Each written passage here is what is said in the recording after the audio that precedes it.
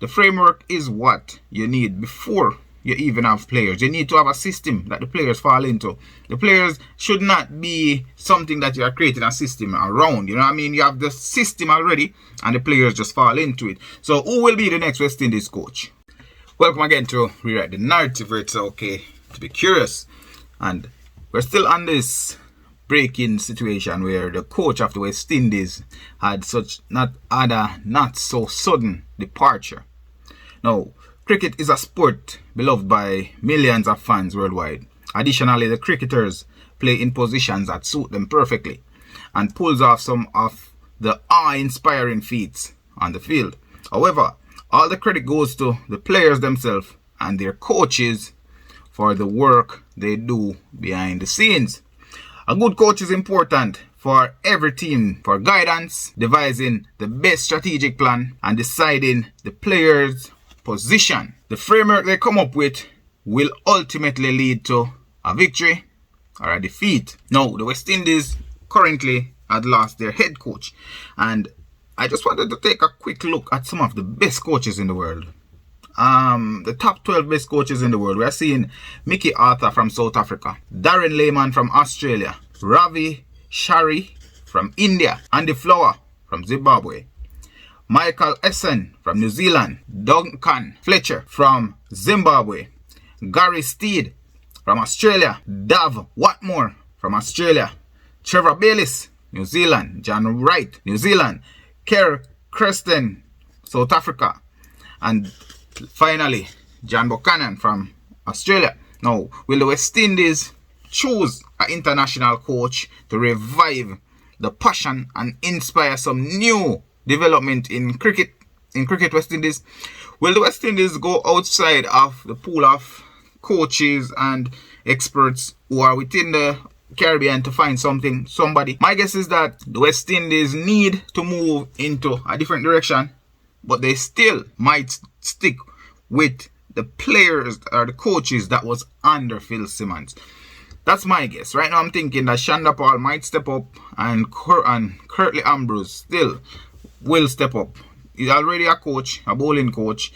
Shanda Paul, a batting coach. But in some cases, the West Indies need to have that business approach.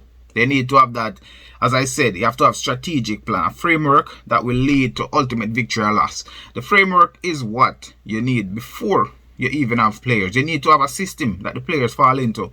The players should not be something that you are creating a system around. You know what I mean? You have the system already and the players just fall into it. So who will be the next West Indies coach? You drop a comment and let me know down below. Are you thinking about anybody? Do you think that the West Indies should just find an international player, an international coaching staff, give them a period of time to rebuild and rebrand the West Indies cricket to bring it back to the glory days? Because my guess is that the West Indies have experienced players and they also have talented players, but the framework is what we are not seeing. We are not seeing a framework that will devise the best strategic plan for a victory. I wouldn't say that we are seeing the best guidance or the selection, the playing selection, the deciding the best position for a player. We're not really seeing all of that. Therefore, we have been seeing a strategy or a framework that was leading to loss, not victory. Drop a comment down below. Let me know what you think and let me know how you feel. Which cricket coach do you think is one of the best cricket coach? And even in the Caribbean, in the West Indies, which cricket coach do you think would be the best one? And even if we're not thinking about that coach or a player, who do you feel like we should see representing the West Indies? Should the West Indies use a player, a person who is attached to the team, a person who is passionate about the Caribbean, or a person who is passionate about cricket? Because from experience, we saw that India, they took captains, they took coaches from all over the world. Brian Lara had been in India for a long time, promoting cricket in all the ways that he can.